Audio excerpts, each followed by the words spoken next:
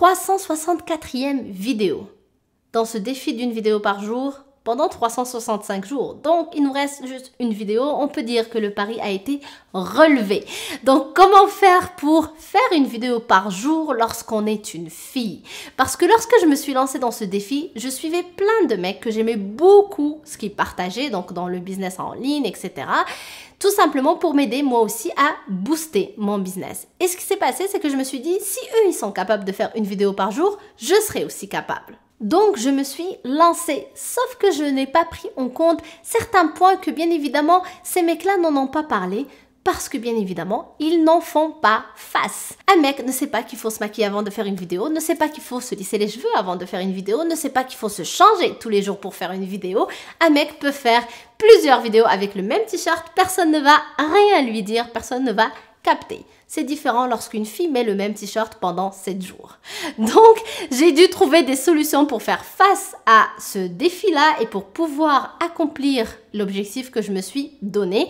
Et aujourd'hui, je te partage justement quelques astuces par-ci par-là pour t'aider toi aussi si tu veux te lancer ce défi-là. Bien évidemment, ça ne veut pas dire qu'il faut que tu fasses une vidéo par jour, mais en tout cas que tu sois capable de créer du contenu facilement et de faire des vidéos facilement, que ce soit dans une fréquence d'une vidéo par jour ou une vidéo par semaine. Peu importe, c'est toi qui choisis. C'est juste qu'en tant que fille, il y a plus de choses qui rentrent en compte qu'on doit gérer pour pouvoir accomplir l'objectif qu'on se serait donné, que ce soit la création de contenu quotidien, hebdomadaire, peu importe la fréquence. En tout cas, en tant qu'entrepreneur femme, pour pouvoir booster son chiffre d'affaires, booster son activité, booster ses résultats en général dans son entreprise, se mettre en ligne, c'est important. Et se mettre en ligne, ça veut dire quoi de nos jours? Eh bien, c'est créer du contenu. C'est pouvoir livrer son message pour pouvoir se faire connaître, pour pouvoir faire connaître ses services, pour pouvoir justement livrer son message à plus de monde parce que Internet peut me permettre de justement toucher et servir et aider des personnes partout sur la planète à partir du moment qu'ils parlent ma langue. Donc, c'est important quand même de penser à se mettre en ligne lorsqu'on est une femme entrepreneur et qu'on veut justement booster nos résultats. Maintenant, comme j'ai dit, il y a des choses qui rentrent en compte, donc c'est pour ça que je fais cette vidéo parce que je vais te partager quelques astuces qui peuvent t'aider et te faciliter la tâche pour que tu puisses justement livrer ton contenu avec facilité. Donc, première chose, eh bien, c'est de batcher tout le contenu que j'ai à faire.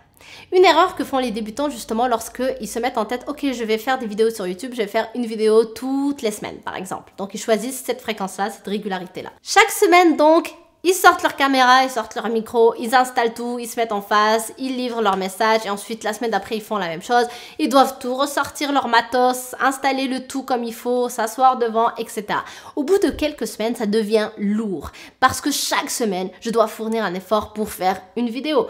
Donc ça devient difficile. Donc au bout de quelques semaines, je risque même d'abandonner parce que ça devient vraiment très lourd. Donc pour éviter ça, ce qu'on fait, pour faciliter le processus justement de livraison de contenu, ce qu'on va faire, c'est que lorsque je suis en train de créer du contenu, je ne vais pas le faire chaque semaine si ma fréquence est une fois par semaine.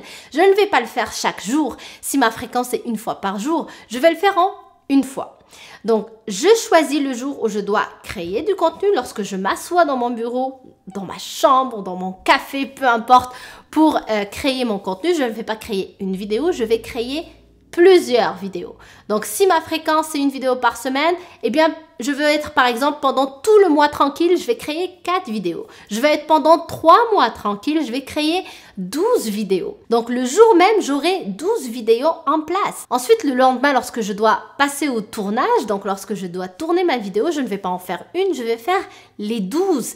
Et donc, je vais pouvoir être tranquille pendant vraiment les 12 semaines à venir. Donc, pendant les 3 mois à venir, je peux travailler sur autre chose dans mon business et je peux créer aussi autre chose. Je peux me laisser le temps de m'inspirer justement pour créer d'autres contenus pour les 3 mois d'après. Et ça, c'est hyper pertinent encore plus lorsqu'on est une femme, parce qu'en tant que femme, on va devoir donc se faire les cheveux, on va devoir se maquiller, on va devoir s'habiller. Donc, c'est important de garder en tête que ça prend du temps de sortir son matos, de l'installer. Ça prend du temps de faire les réglages et les tests nécessaires pour savoir si ça fonctionne. Ça prend du temps de devoir se lisser les cheveux. Ça prend du temps de devoir se maquiller. Donc, puisque tout ça prend du temps, je ne vais pas le faire chaque semaine.